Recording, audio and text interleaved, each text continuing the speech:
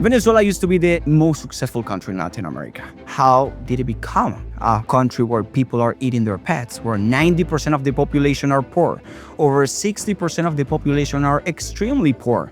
Socialism. Franklin Camargo, you work for us here at PragerU. You fled Venezuela. There is no better person to speak about what's happening right now. The US didn't kidnap a president, as some people are saying.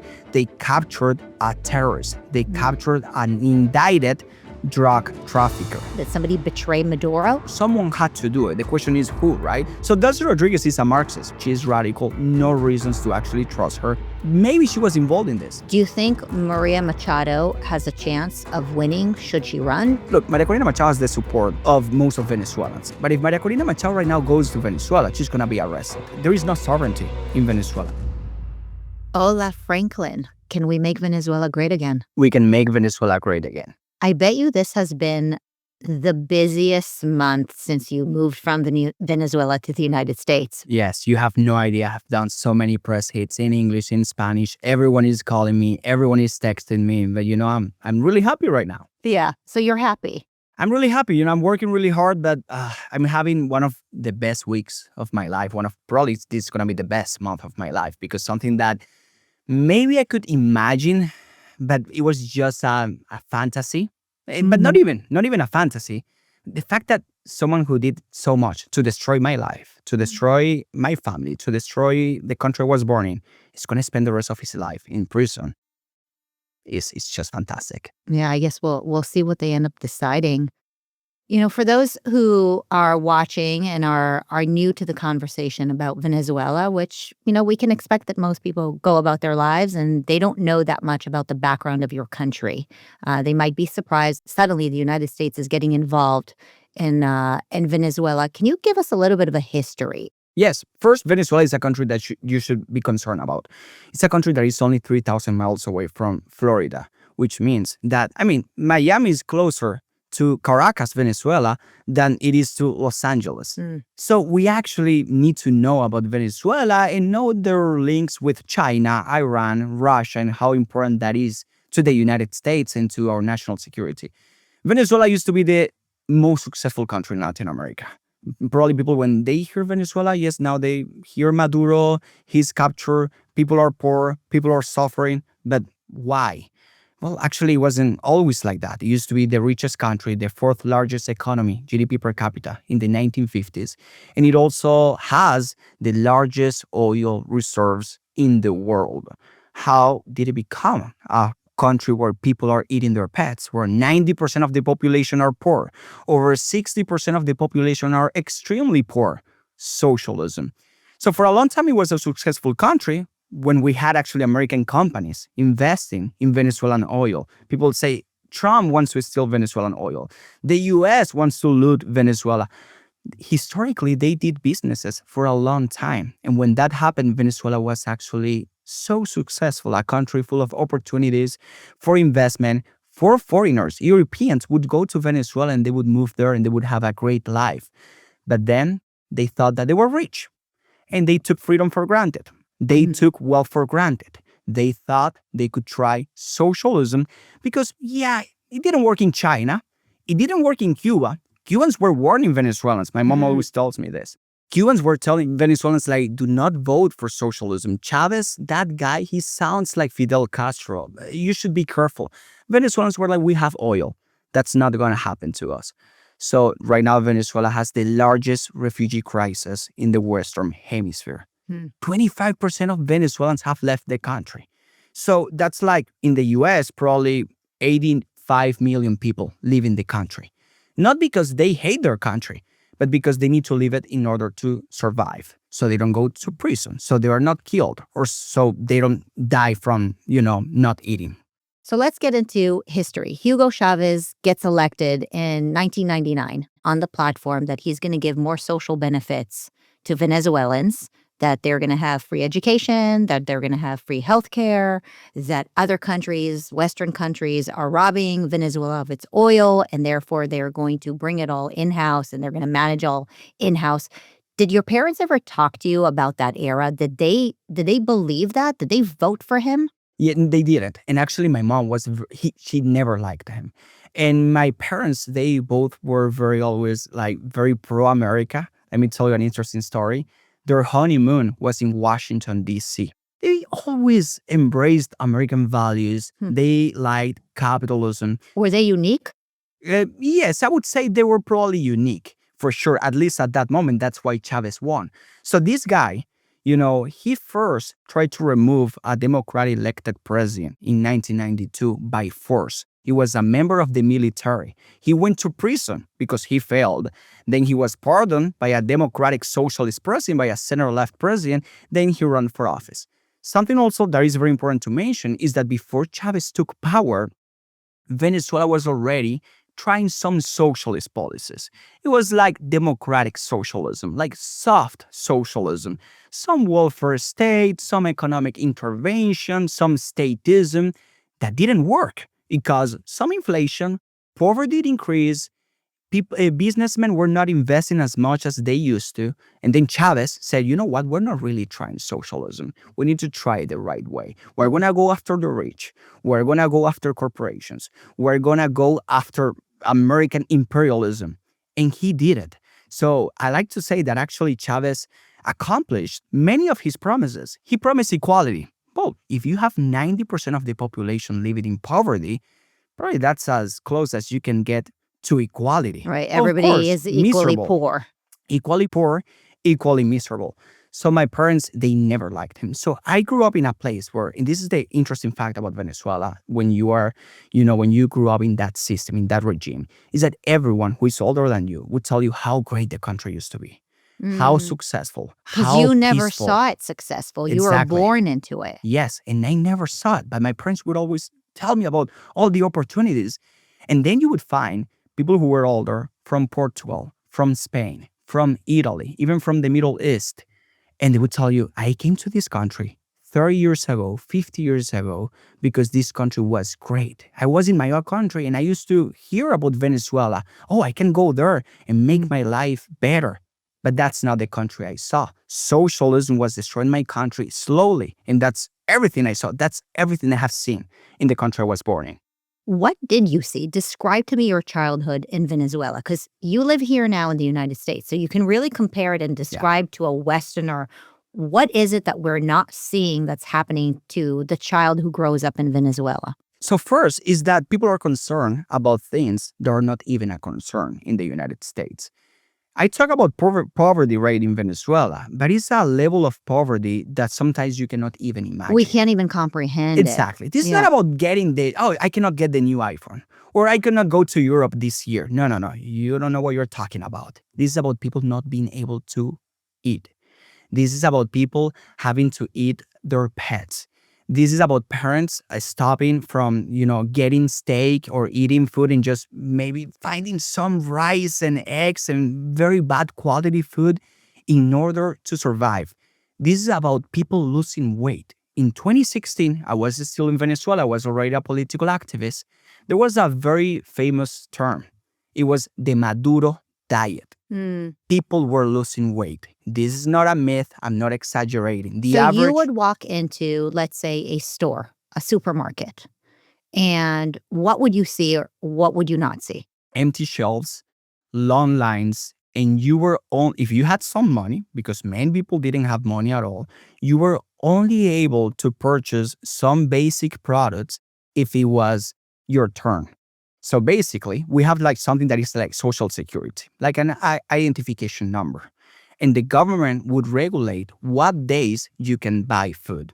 So let's say your social security number in the Venezuelan ID, your identification number ends on 9. You can only buy products on Thursdays.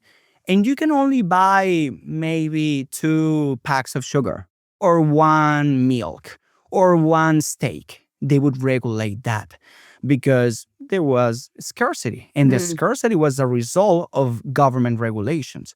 How does it feel? Well, you would see people that probably you haven't seen in weeks, months, or a year. They would be skinnier. The average Venezuelan lost 24 pounds in 2016. This is a real data, and you would see it. You would witness this. People were skinnier, and you wouldn't even ask, oh, are you working out? No, you could tell. You knew already. They were skinnier because They were hungry. Mm. And they were hungry because of the socialist policies. Can you describe the transition between Chavez and Maduro? At this point, you were already a young teenager, Yeah, right? 14, 13, 14, yeah. Do you remember it? So Yeah. Chavez dies. Maduro is the VP. He becomes the new leader. Did things change significantly after that? So Chavez had cancer, and there was a lot of secrets in the government about is he really sick, how sick he is. He went to Cuba in December 2012 to have a surgery, and for 3 months, he didn't appear at all. He didn't make a statement. He didn't give an interview. He was healthy, he was good, but you didn't know anything. So there was a rumor that he died. And then in March 2013, they announced finally that he actually died. And I know this is not very Christian, but I have to be honest. And I also need you to understand how a kid feels in a context like a dictatorship in a regime. I was 14, and when I saw the news that Chavez had died, I was happy. I was actually happy because I felt that someone that was destroying my life, that was making my life worse, that was going after people that I love, at least wasn't in this world anymore. As a And I had young some hope. Venezuelan man, were you unique in your sentiment that you didn't like Chavez, or were other young men more loyal to him? So at that point, the popularity of the regime was very low already. And this is the thing about socialism. And socialism at the beginning, a lot of people, like, he won democratically. Mm. He ran and he won, sadly, because he promised many things that were, attractive to some people. But when you actually witness the bad results of those policies, at least most of the individuals, as they want to have a good life, they start rejecting that. However, it was too late already. There were not democratic tools to remove him from power. So when he died, especially my generation who grew up in that context, even though some people could think, well, you didn't know any better, so how do you feel? No, we knew that wasn't good because it's just human nature. When you cannot express yourself, you know that is not right. When you know that you don't have food to eat, you know that is not right. And of course, also in the age of social media, you can compare your country to other countries. In my example, and my story, I was able to come to the US when I was a kid.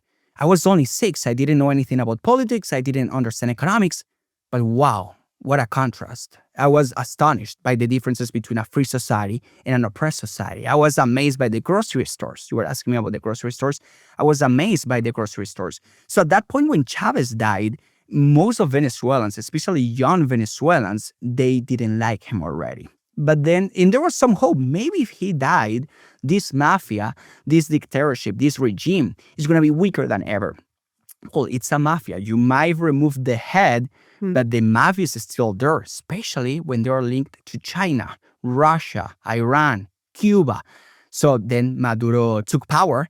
And, some people like to ask the question, was he better or worse than Chavez? He was just different, and he had to deal with different contexts and different complications as well, and different challenges. But at the end, Chavez was the one who started the revolution. Some people like to whitewash Chavez because he didn't have to deal with many of the things that Maduro had to deal. But he was the one who started the revolution. He was the one who destroyed institutions.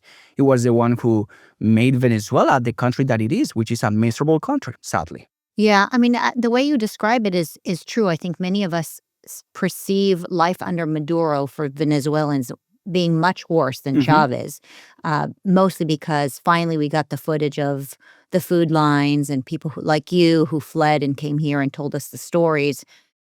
Did Venezuelans get a sense that China, Iran, Russia are involved in Venezuela? Because when Chavez ran originally, it was an anti-West sentiment, Yes. right? It's like America is robbing us of our oil. We're going to detach ourselves and we're going to be free, except you sold yourselves to other nations, dictators, worse nations, right? So we see this looking from the outside. But did Venezuelans who are living under Maduro realize that they basically chose China versus the United Yes. States of America? Yes, and I have a fact for you. And Venezuelans know this. It's not just that I'm very well informed based on what I do. No, Venezuelans know this as a true fact.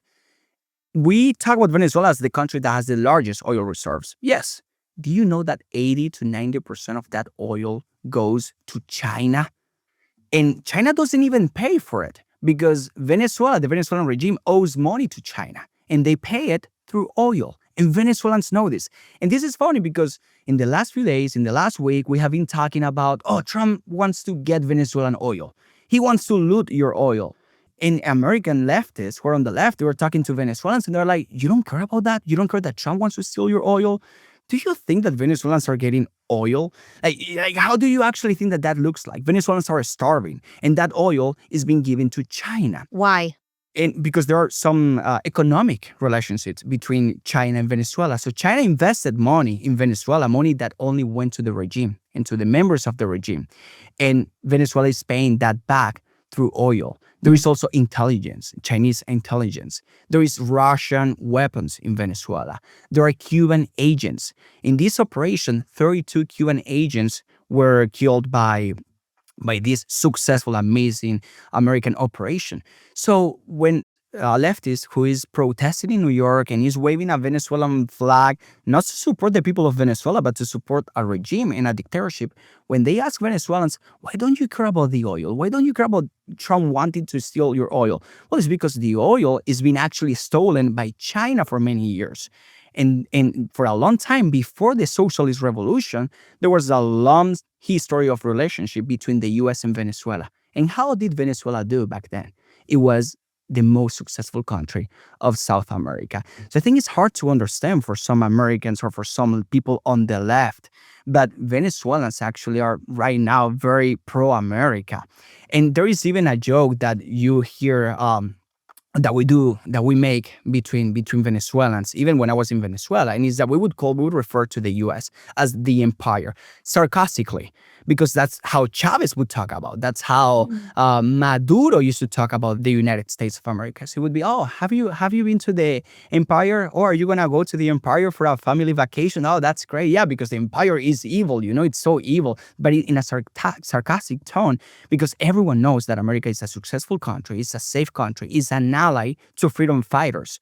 So yes, Venezuelans know what China represents, Iran, Russia, Cuba, and they also understand that right now their biggest allies, those who love freedom, those who want to be free, is the United States, and more precisely, is the Trump administration. It's interesting as you bring up the allies. CARE, which is a Muslim advocacy group here in the United States, came out against the recognition of Machado receiving her Nobel Peace Prize and also against the capturing of Maduro, of course, now from Venezuela. So I think it's this classic example of this Islamic Marxist alliance that they obviously are unhappy with. And those are part of those NGOs that are pumping this information, this anti-Trump, pro-Maduro information. They want us to continue to support China and the Islamic regimes really taking control over places like Venezuela. Yeah, we're like, it doesn't make any sense. A trans activist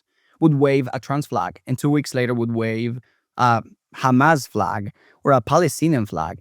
Then 2 months later is waving a Venezuelan flag defending Maduro. Why is that? It doesn't make any sense. No, it actually makes sense. David Horowitz used to say, the issue is never the issue. The issue is always the revolution. This is about fighting the West. The cause, Venezuela, trans issues, Hamas, anti-Israel propaganda, that's the excuse. That's just a tool to actually put people on the streets fighting against America, fighting against American values. If you actually make people or young people empathize with Maduro, you are actually embracing anti-American values, and it's self-destructive because we have talked about so many things, but Maduro also caused harm to the American people, to U.S. citizens. When Lakin Riley was killed by a member of Tren de Aragua that was sent by Maduro, Maduro was doing that. The Venezuelan regime was doing that. He was causing harm to American citizens. That's why he was indicted in a U.S. Federal court in southern New York. So why are young people in America leftists actually celebrating this or supporting someone who did this? Because at the end, the issue is just an excuse. They are fighting against Western civilization. It's all well connected and are the same organizations. The People's Forum, Answer Coalition, it's just the same politician. It's Mandani in New York City who actually condemned this Trump's operation. Why would he do that? Well, we actually know why. It's just an excuse. It's a tool to fight Western values. It's to fight America, and it's a very anti-American thing to do. When you were living there and your friends who I'm assuming you're still somewhat in touch with, Yeah. did you get a sense that there is an alliance with China and the Islamic? Is it something that you feel in the country versus the way it is felt when you're an ally with the United States? I think when you're an ally with the United States, it feels that way. There's a shared language, there's a shared culture, freedom.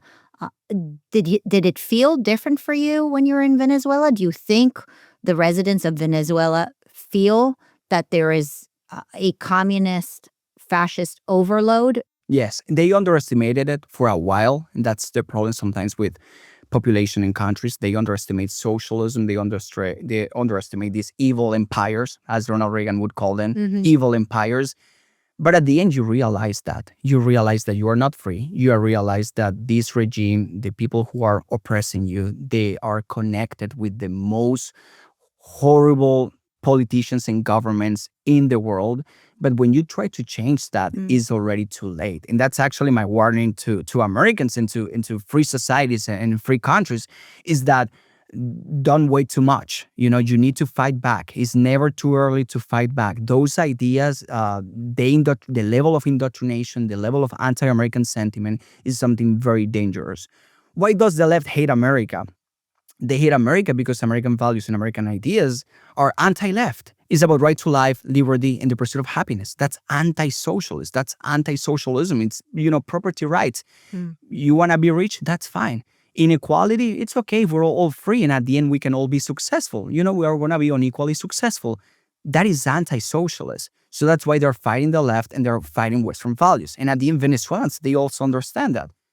So are you actually telling me that we're more free now than American companies are not doing businesses with us? If I'm hungry, if I'm starving, is the United States an evil empire when people there are free? They can criticize their government. I have relatives, they know what I'm doing in the US and they see that I'm doing way better now that I'm here and that I was able to flee. They know that if I had stayed in Venezuela, I would be in prison.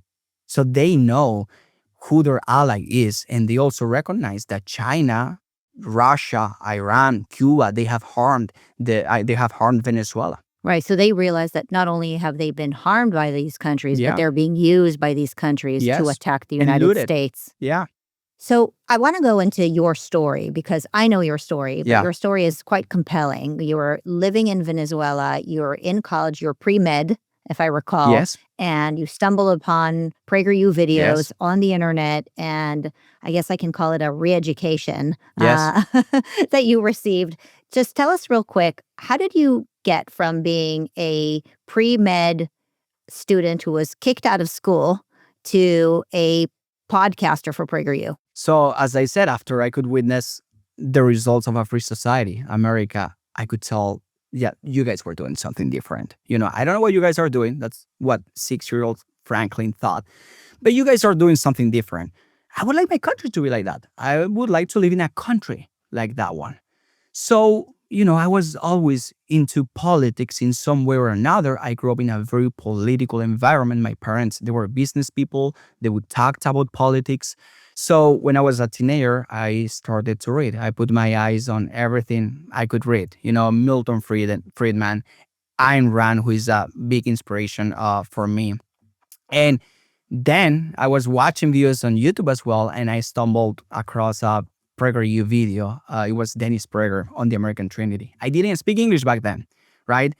And it had some Spanish subtitles. And the video was about the American Trinity, which basically is what makes America great, what it means to be an American. And is in God we trust.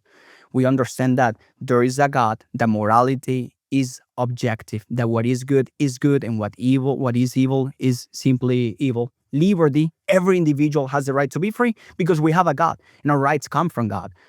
And a pluribus unum, which is out of many one. And it's an amazing principle because it means if you embrace American values, you are an American. It's not about your ethnicity, as some people want to put it nowadays. it's not about that. It's about your values. It's about your assimilation. It's about your ideas. And that video had a huge impact on me. And now tell me that the American dream doesn't exist Mhm. if I was in Venezuela, oppressed, not being able to speak out, and I was watching a PragerU video, and then I'm here talking to PragerU's CEO, and I'm part of PragerU. Yeah. That is the American dream. So yeah, I saw that video. I was reading a lot. I was into politics. I also started college and I was doing political activism. I worked with Maria Corina Machado, the leader of the Venezuelan opposition. Oh, wow. Yes, I worked for her political movement. I have pictures with her where I look so young. You have no idea. I look like a kid. I would lead peaceful protests. I would give speeches at college campuses. And I even had a debate with a professor, which caused me to be expelled from college. Mm. My case went viral, and I was accused of being a terrorist. There is an anti-hate speech law in Venezuela, which basically means that if you speak out against the government, they're going to say that's hateful speech because it's speech that they hate, and they would go after you. So I had to flee. I had to leave Venezuela in order to save my life. And what country would be better for me than the country that showed me what freedom looks like and that actually gave me a moral and political, philosophical guide for what a society should be like. And now people ask me, why are you still into politics, or why do you do what I do, right? And the biggest reason, or the biggest thing I could say, is not to victimize myself. Don't feel sorry for me. I'm having the time of my life. I'm so grateful. I couldn't be more blessed. I'm the most blessed individual here, really. You guys were blessed to be born here. I was blessed to come here legally. And now I spend my time being grateful about this. I talk about this because it's my way to pay back what this country did to me. This country saved my life. I have a cousin who was in prison for 2 years. He was tortured. I have friends who are political prisoners in Venezuela right now. That wasn't my case. And I'm very grateful for that. And in a huge part, it was because I was able to come here. So I also talk about these issues, and I talk about politics, and I'm into politics. So Americans don't have to go through the same things that my family had to go through. Hmm. I hear from people like you in Venezuela. They write me, whether through DMs, and I know it's a risk for them. Yeah. I can imagine, especially right now, it's a Yeah. risk to contact us. And so I just want to give a shout out to our friends out there who have been communicating with us and asking us to pray for them and celebrate with them. And I know what risk it takes. How do you get to the news on what's actually happening out there? So first, yes, they're at risk by sending you messages, because if you're working on the streets, someone that works for the regime, they could just stop you on the streets and ask you for your phone. They would check your WhatsApp or your social media. And if you have been posting content against the regime or pro-America content, they would arrest you. And who knows what. So yes, they're putting their lives at risk. So most of journalists who are Venezuelans, they're either just in prison or they are outside the country. However, they have sources in Venezuela. I even have sources. I have family or friends who are into politics, and they get some information that they send to me. So that's the way that you have. But there is no free press in Venezuela. Actually, in the few days right after the operation, some journalists were arrested just because they posted information about the operation. They were not even celebrating. They were just basically informing people. It was like 14, 15 journalists. What are you hearing from them right now? Are they afraid? Are they hopeful? Are they optimistic? This is going to sound like a contradiction, but they're afraid and they're also optimistic. Sometimes in the darkest moments is when you can actually see a light, even though it sounds like a contradiction in terms, right? But what is happening right now with the regime is that, yes, they're going after people. There is still a brutal repression, but it seems like the regime is weaker than ever. And it's weaker than ever because, I mean, we shouldn't underestimate what just happened. We had the most powerful country in the world going into Venezuela, capturing the head of a mafia, the leader of a mafia, not a government, not a country, a cartel, an indicted narco-terrorist. No American died. So now Delcy Rodriguez, who was Maduro's VP, she's in power. So Trump can call her and tell her, do what I'm telling you to do, or you're going to pay a higher price than Maduro paid. So I think that's a huge incentive, and that's a reason to be hopeful. So Venezuelans are afraid, but I have never seen them this happy. So the VP, Delcy Rodriguez, is relatively new. Do you think she is in control of the situation? And do you think she could play ball with President Trump? Or, I mean, do you trust her? Do people trust her? No, people don't trust her, but we trust the Trump administration and there are reasons to do it, not just based on talk, but actions. So Delcy Rodriguez is a Marxist. For people to understand, she grew up in a Marxist family. In the 70s, before the Socialist Revolution, her father was a Marxist activist, a Marxist terrorist who actually kidnapped an American businessman who was in Venezuela. So that's the family that she grew up in. She's a Marxist. She's radical. No reasons to actually trust her. She's been working for this socialist regime for 2 decades. And now she was the VP. So it makes sense. She's now the president, but she's not a legitimate president. That's important to clarify. But she's the de facto president. So this is about being pragmatic. A lot of people are asking, why no Maria Corina Machado? Why it seems like Donald Trump is not really supporting Maria Corina Machado? Look, Maria Corina Machado has the support of most of Venezuelans, inside the country and outside the country. But if Maria Corina Machado right now goes to Caracas, she goes to Venezuela, she's going to be arrested. Why? Because even though she has the consent of Venezuelans, the army doesn't support her. So it's about having the de facto power. So the alternative that the Trump administration found that I think is the most realistic alternative is to have those who are still in power right now that can control the army, that can control those repressive evil groups, yes, but that can do what the Trump administration tells them to do. And then in the long term, we can have a more peaceful political transition with free elections, and Maria Corina Machado, who I appreciate a lot, could run. So it's a very pragmatic thing to do. And I probably find it as the only path to freedom.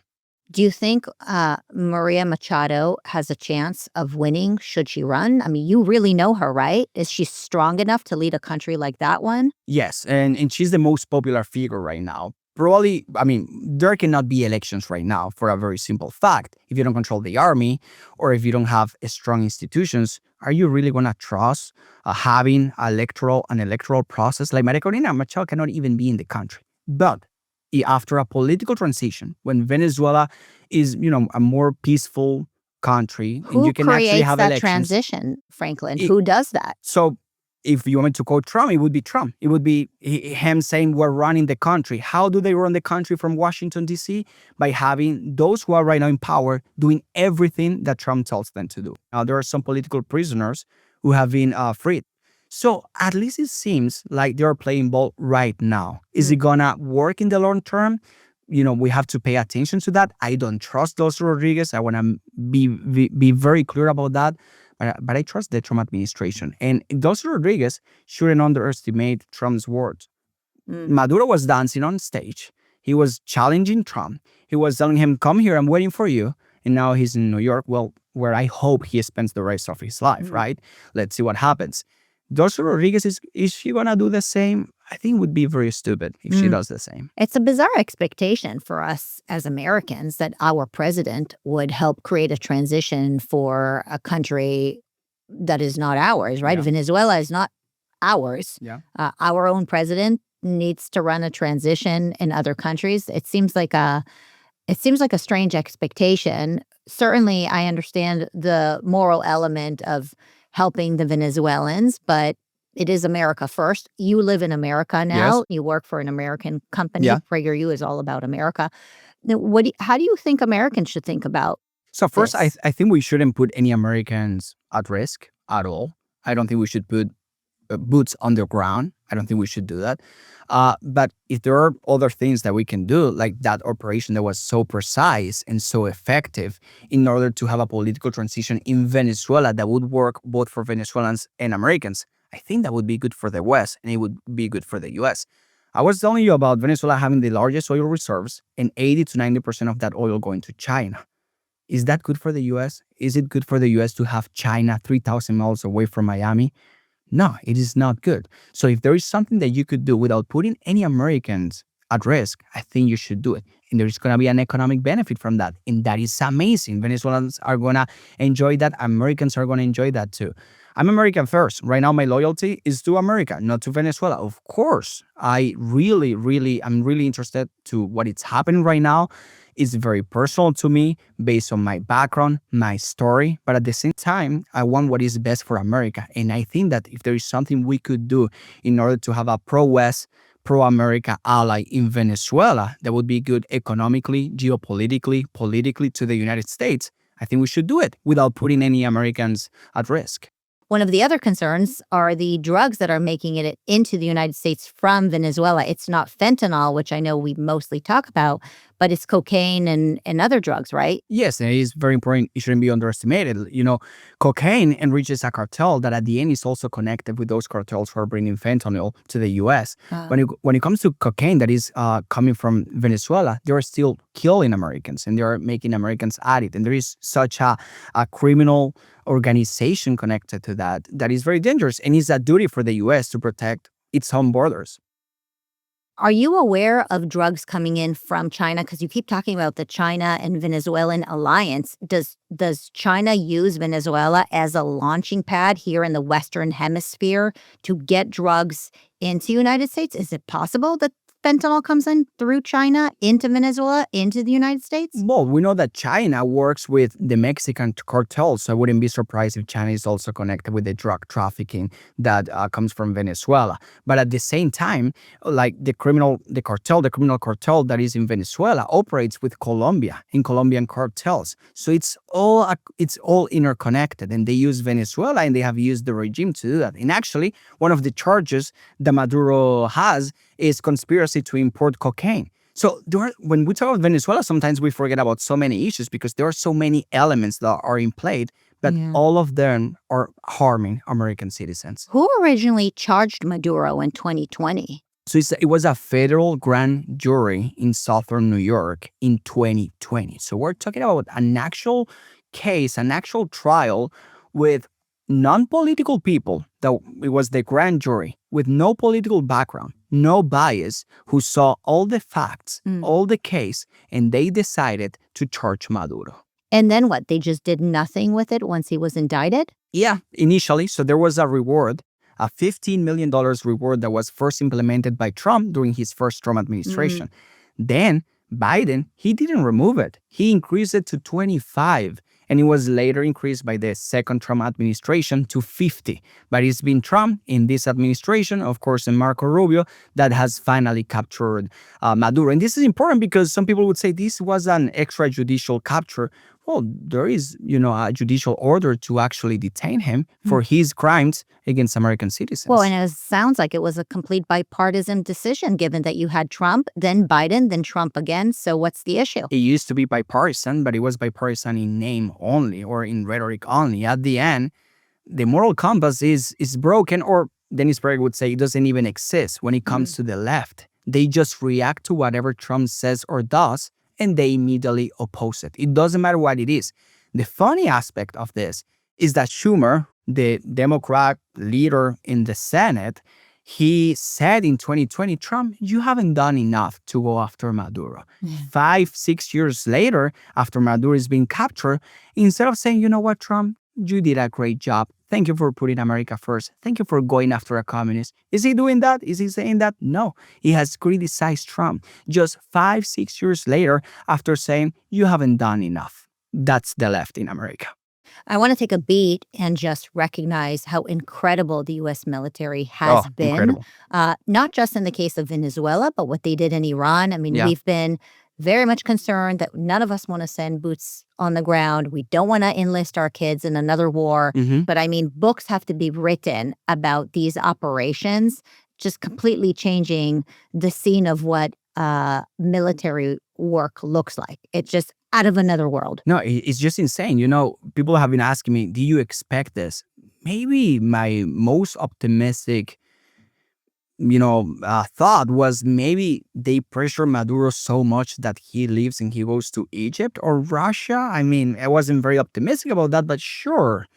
But the U.S. military going into Venezuela, capturing him, without no American dying, as it should be. No American should die in Venezuela or any other country. Hmm. What a successful Unbelievable mission. No one could intelligence do it, work, right? I mean, just do you America. think there was somebody from the inside? I mean, the Yes. intelligence work that had to been done to accomplish that. Are any of your Venezuelan friends giving you any hints on how did this happen? Did somebody betray Maduro? So that's the rumor, right? That someone had to betray Maduro in order for this to happen. And when you had just a few hours after the incident, you had Trump and Marco Rubio giving a press conference, and they were saying that they are talking to Delcy Rodriguez. So even though I just told you that I don't trust her, and I maintain this, I do not trust her, most likely, maybe she was involved in this. Wow. Maybe she betrayed Maduro. Someone had to do it. The question is who, right? But it's actually very likely. Yeah. So you've lived here for a few years as a Latino American. You went through the last Trump election. There has been a kerfuffle, a fight over whether Latino Americans are pro the Trump administration or against the Trump administration. Many of them came out and voted for him. Then there were the ICE raids, where the narrative we heard on CNN and many other platforms was that that's it. Republicans will never get Latinos to vote for Republicans again. Now you have Marco Rubio. I see the memes all over the internet. Have Latino Americans changed their tune about President Trump? So the thing about Latinos is that there are so many different groups, right? You talk about, we can talk about Mexicans, or more like Central Americans, more like West Coast Latinos. You can also talk about East Coast Latino, Venezuelans, Cubans. Yeah. When we talk about Florida, for instance, I don't think a Democrat or a progressive candidate would ever win there in a generation, at least. Yeah, and I'm being 100% honest. Not just because Trump did this, which is already like the biggest achievement ever for our community in that sense, in foreign policy, but when we see the reaction from Democrats, is so disappointing to see. Why would you be angry at this? Why would you be mad at this? They are quoting international law. How did international law help Venezuelans that were suffering? How did international law help Ukrainians when Russia invaded Ukraine? And they make so many false equivalents, like, oh, now China is going to invade Taiwan. Do you really think that what is stopping China is just a paper or international law? What is stopping China is President Trump, having President Trump in the White House. Yeah. And at the same time, I want to clarify, Maduro wasn't a president. He was a narco-terrorist. Venezuela is not really, there is no sovereignty in Venezuela. China is there, as I said. And sovereignty, in that case, even if we consider that, shouldn't be an excuse to commit crimes to another country. That's like saying that property rights is enough for me to commit crimes inside my house against someone. No, I think we should do something about it, especially if it's in the U.S., interest. So yes, right now, like Florida, I think it's gonna be even more red, more red than ever. But Hispanics are very different. It depends on where they come from, how old they are, where they are. But of course, this is a huge win for Hispanics. Yeah, you mentioned international law. I don't think anybody takes the international law seriously anymore. There's no way to even, penalize any country that goes against it. Clearly, we've seen that all over the world. Yeah. And I don't know if it's even a piece of paper. If it is a piece of paper, it's not what it's worth. It is not working. Right? Even the United Nations, they're mad about this. Which, incidentally, the United Nations was cheering for the opposition leader when she received the Nobel Peace Prize. So exactly. On the one hand, they were cheering for her and giving her the Nobel Peace Prize, but because Trump got involved now they are different. no longer cheering for her. Yes, and what is funny about the United Nations is that now they're complaining about this. Well, it's the same United Nations that would have Venezuela or Cuba in the Human Rights Council. It's the same. Yeah. It's the same that has permanent members like China, Russia. So at the end, we need to have a conversation about this. Of course, we need to talk about this. We need to debate about this. But at the end, international law is not preventing evil countries, evil empires from committing crimes. It's not protecting Christians in Nigeria. It's not protecting Venezuelans in Venezuela. It's not protecting, or it hasn't protected Cubans in Cuba for 6 decades. So the facts are actually very clear. And we need to have a conversation about this now, because I have seen some political commentators talking about, what if China now invades Taiwan? That would be the same, like the U.S. invading Venezuela. There is a huge difference. The thing is that the left doesn't want to define good and evil, but morality is subjective. We know that. Dennis Prager knows this very well. we need to make a distinction. In China, you cannot criticize your government. That's an evil empire. In the US, you can do that.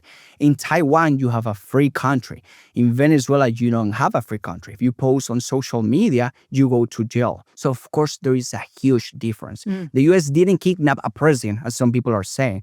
They captured a terrorist. They captured an indicted drug trafficker. And the difference, the contrast couldn't be clearer. And it's important to highlight. Well, how many Venezuelans want Donald Trump and the Trump administration to step into Venezuela? And how many Taiwanese want China and Xi Jinping to step into Taiwan? How about you just answer that simple question if we're talking about morality and what people want?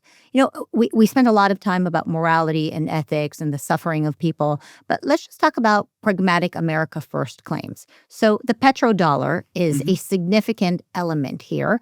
And I think not enough people are speaking about the significance of how oil is traded around the world. As of now, it's traded through dollars. Yeah. What happens if countries like Venezuela continue to get captured by China and Russia, and we move away from the petrodollar, essentially paying for oil via dollars, to paying and bartering for oil with either the yen or any of the other currencies? What that would do to the American economy.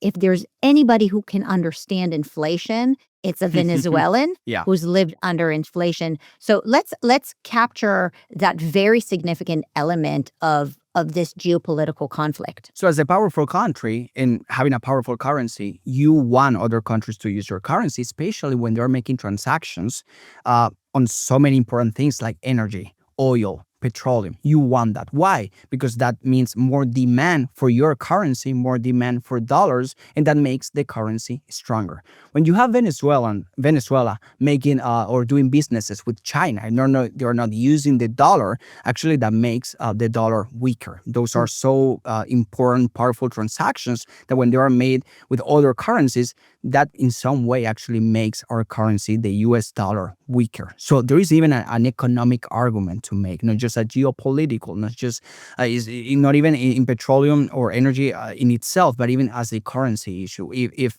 the dollar is weaker, prices go up. Inflation, by definition, is the expansion of money supply. So what it means is that things get more expensive because your money has less value. Now, if Venezuela, again, one more time, the country with the largest oil reserves, is exchanging in oil transactions with dollars, that is great. That is good for the United States.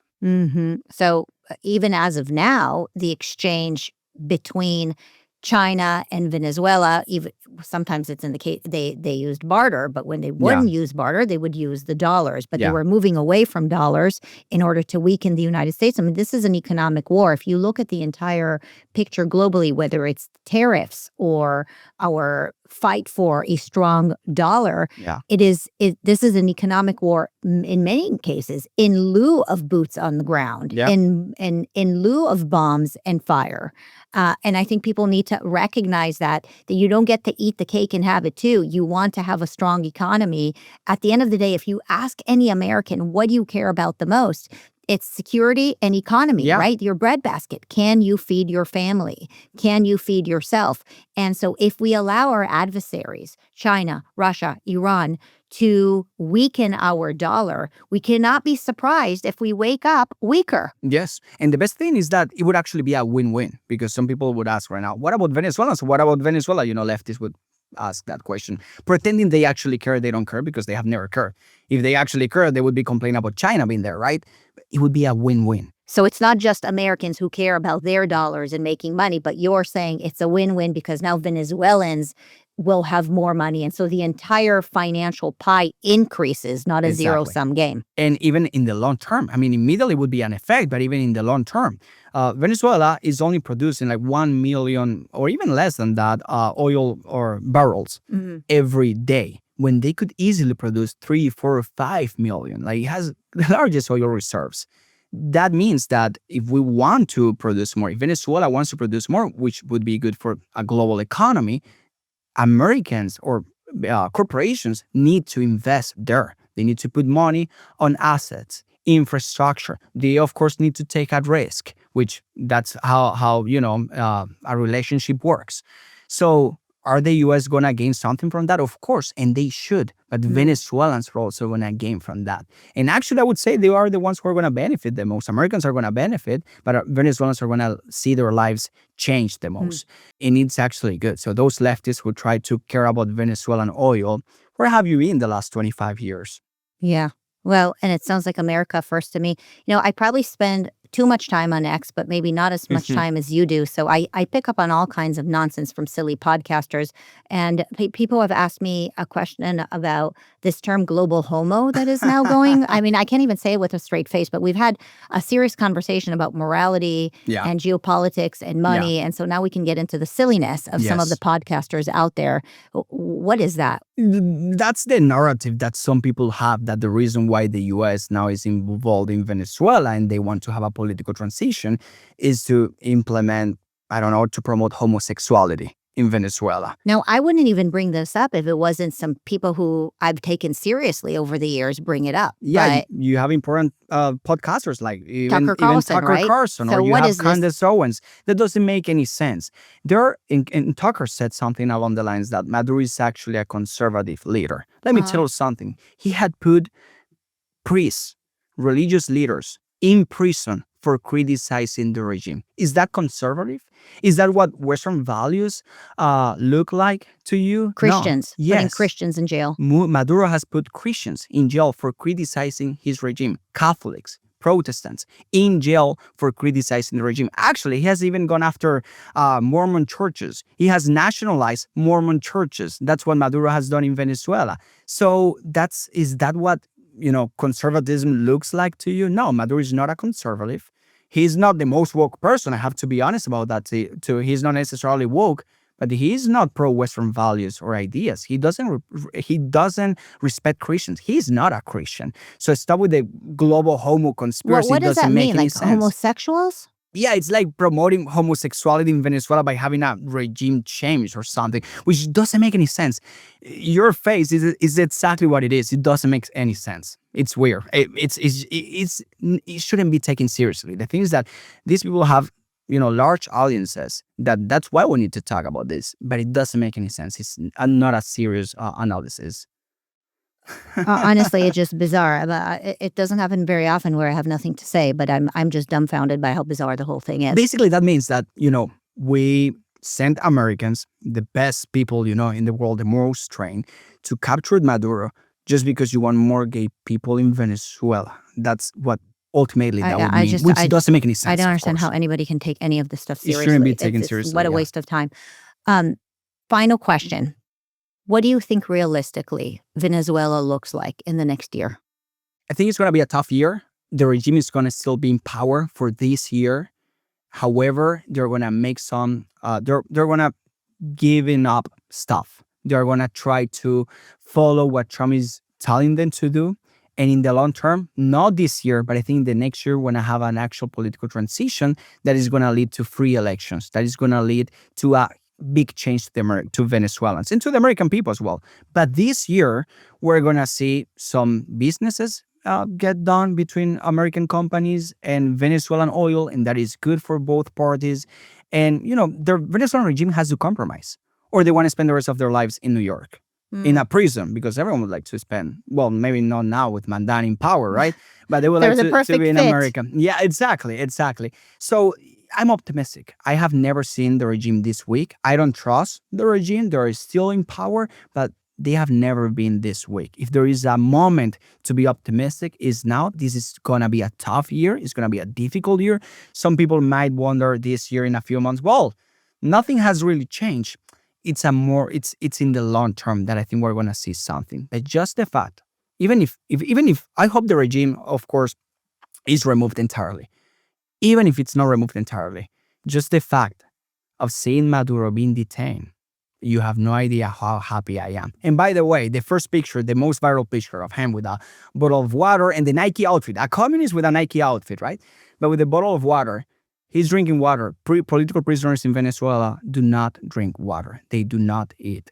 So ironically, because he's in a free country, Maduro is in a free country with a rule of law, he's been treated way better than any other political prisoner in Venezuela. And actually, as I see all Venezuelans as prisoners, He's been treated better than most of Venezuelans because he eats 3 times per day. He has healthcare.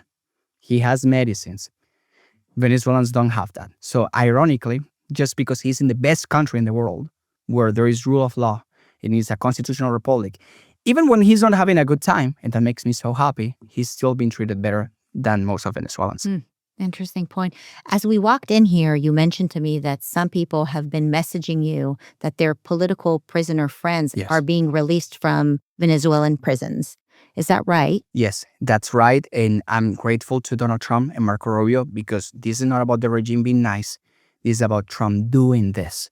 So it has a huge impact. Some people are just saying, well, Maduro is in New York. And what? How does that change my life? Who is releasing these political prisoners now? Do you know? Yes, the regime is doing it because they have to. Because Trump told them to do it. Because Marco Rubio, the Secretary of State, told them to do it. They have to do it, or are they going to pay the same price that Maduro is paying? Wow. Yeah. Amazing. So that's real change. People who were in prison, being tortured for years, right now Can they're you going to have their imagine? family members again. They must be crying from happiness, just Yes. going home.